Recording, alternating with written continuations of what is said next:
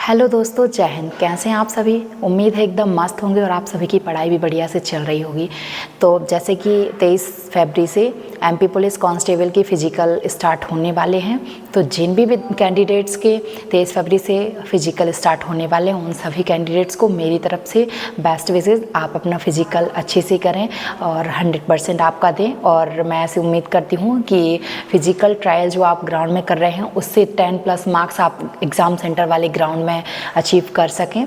ऐसी मेरी best wishes आप सभी के लिए। आप लास्ट टाइम में बिल्कुल भी पैनिक मत होइए।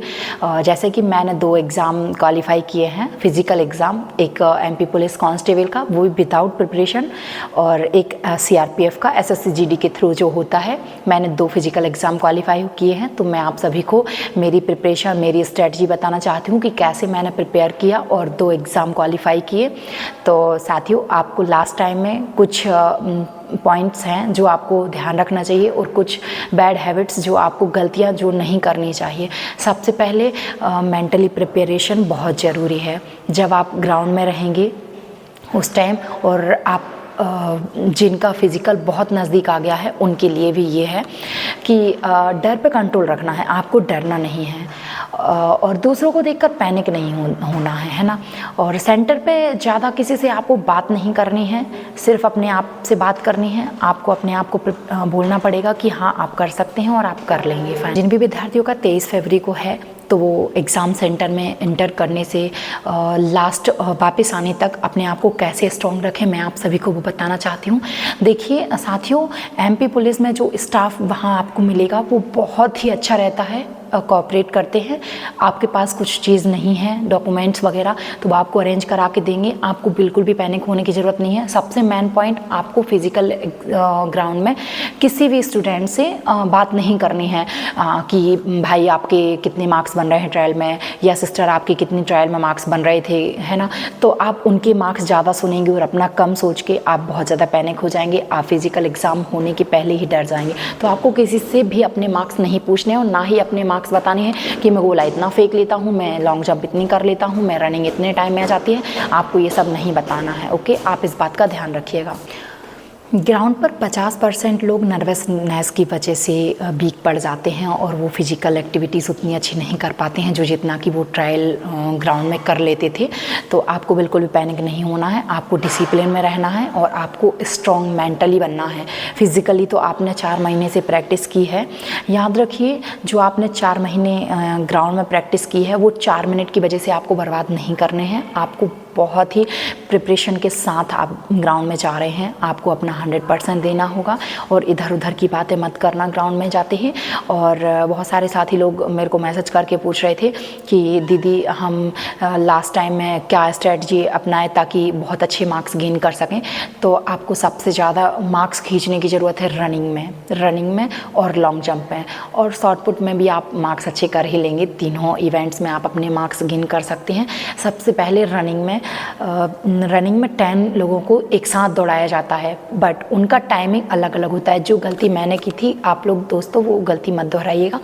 10 लोगों को साथ में दौड़ाया जाता है, परंतु उनको 2-2 स्टेप की डिस्टेंस से खड़ा किया जाता है।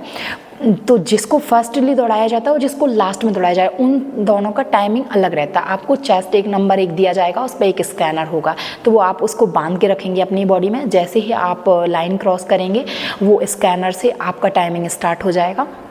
जैसे ही आप अपने टाइम से स्टार्ट करेंगे, है ना।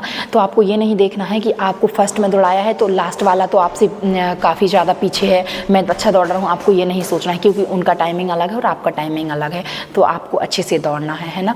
और लास्ट टाइम में दोस्तों, आपको नींद ख़राब नहीं करनी है। आपको प्रॉपर स्लीप लेना है, प्रॉपर पानी पीना है। परंतु जिस दिन आपका फिज़िकल हो उस दिन आपको फिज़िकल के पहले आपको ज़्यादा पानी नहीं पीना है। लिक्विड फॉर्म में कुछ भी चीज़ हो, जैसे कि चाय, जूस वगैरह आपको मॉर्निंग में नहीं लेना है। आपको कोशिश करिएगा आप एक चॉकलेट खा लें और उसके बाद आप अपना रनिंग करें। आफ्टर रनिंग आप पानी ले सकते हैं, कोई भी लिक्विड फॉर्म में, ताकि आप एनर्जेटिक थोड़ा फील करें। शॉर्ट पुट के लिए और लॉन्ग जंप के लिए आप ले सकते हैं। और बात करते हैं डॉक्यूमेंट्स की। डॉक्यूमेंट्स आपको कौन कौन से ले जाने हैं। तो फर्स्टली आप एडमिट कार्ड ले जाएंगे, कास्ट सर्टिफिकेट और डोमिसाइल सर्टिफिकेट और निवास प्रमाण पत्र। 10-12 की मार्कशीट कंपलसरी होंगी, और आधार कार्ड, पैन कार्ड और आपकी फ़ोटो ले जाइएगा। फ़ोटो इस टाइप की होना चाहिए, आपकी फ़िज़िकल से 2 मंथ पहले क्लिक हुए फ़ोटोज़ होना चाहिए। और यदि आपके पास एग्ज़ाम में जो आपने फ़ोटो लगाए थे यदि वो हों तो बहुत अच्छा है, वेल एंड गुड। आप वो वाली फ़ोटोज़ लेके जाइए, आपको कोई भी प्रॉब्लम नहीं होगी। इवन आपके पास कोई डॉक्यूमेंट्स कम भी हो जाता है तो वहाँ का स्टाफ बहुत कोऑपरेट करते हैं, बहुत अच्छे होते हैं। मैं अपना एक्सपीरियंस बताती हूँ पर्सनल कि मैं पहले CRPF में जॉब करती थी, वहाँ से मुझे मुश्किल से छुट्टी मिल पाई थी फ़िज़िकल देने के लिए, वो भी 2 दिन की। तो मैं उस टाइम महाराष्ट्र में थी, महाराष्ट्र से चल के MP आई। मैं बहुत थकी हुई थी, डायरेक्ट मैं एग्ज़ाम सेंटर पहुँची अपनी।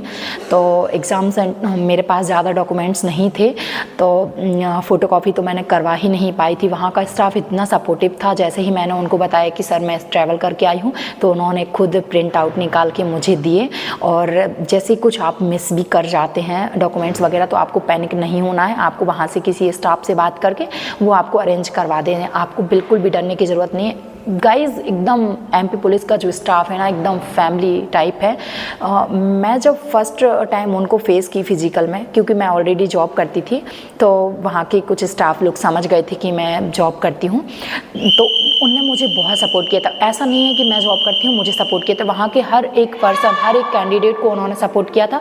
बहुत अच्छे से कोऑपरेट करते हैं। आप अपना फ़िज़िकल की तैयारी करते रहिए और 23 फरवरी से जिनका भी एग्ज़ाम है वो आपको ज़्यादा जल्दी ग्राउंड में पहुंचने की ज़रूरत नहीं है। आपको मान लो 6 बजे का टाइम दिया गया है तो आपको बहुत से बहुत 1 या 1.5 घंटे पहले जाना है, एग्ज़ाम सेंटर पहुंच जाना है। ये नहीं कि आप एग्ज़ाम टाइम जो आपको दिया गया उससे 3-4 घंटे पहले पहुंच जाएँ। आप अपनी नींद ख़राब मत कीजिएगा। जो टाइम पर आपको बुलाया है उसके 1 घंटे या 1.5 घंटे पहले ही आप एग्ज़ाम सेंटर पहुँचने की कोशिश करें। और गर्ल्स पूछ रही थी मेरे से कि दीदी हमारे लिए कुछ टिप्स बता दीजिए। तो गाइज़ ऐसा कुछ नहीं है कि आपको टिप्स अलग से हैं, बॉयज़ को टिप्स अलग से हैं। गर्ल्स और भी ज़्यादा पावरफुल होती हैं और आप मोस्टली गर्ल्स के पास ये लास्ट चांस रह जाता है, आपको तो ये करना ही पड़ेगा, है ना। तो आप ध्यान रखिए, खुद को मोटिवेट करिए। सबसे ज़्यादा मोटिवेशन आपको खुद से मिलता है। आप अपने आप को मोटिवेट करिए और बोलिए कि हाँ मैं कर सकता हूँ। ग्राउंड पे आपको सिर्फ एक बात बोलनी है कि मैंने इतनी मेहनत की है, मैं सेटिस्फाई हूँ अपनी मेहनत को लेके और मैं कर सकती हूँ, मैं कर सकता हूँ, तो आप निश्चिंत ही कर लेंगे। और बॉयज़ गर्ल्स ड्रेस कोड का पूछ रही थी कि मैं क्या पहन के जाऊँ, तो नॉर्मल जो शूज़ से आप रनिंग कर रहे थे वही शूज़ पहन के जाइए। कोई नया शूज़ मत पहनना, ट्राई मत करना लास्ट टाइम में।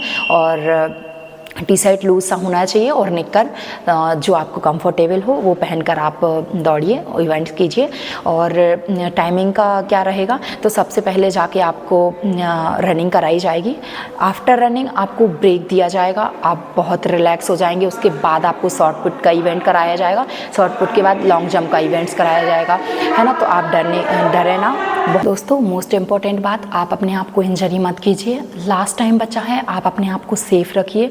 एक मेरी दोस्त का एक दिन पहले मुझे फ़ोन आया कि यार मेरा 26 फरवरी को फिज़िकल है और मेरा पैर फ्रैक्चर हो गया है। हालांकि उसका फ्रैक्चर खुल जाएगा बट उतना अच्छा परफॉर्म वो नहीं कर पाएगी जितना अच्छा उसने प्रैक्टिस की या जितना हार्ड वर्क उसने ग्राउंड में किया वो मैन एग्ज़ाम सेंटर ग्राउंड में नहीं कर पाएगी। तो दोस्तों आप अपने आप को सेफ़ रखिए, क्योंकि आप सेफ़ रहेंगे तो आप अपना फिज़िकल इवेंट्स अच्छे से कर सकेंगे।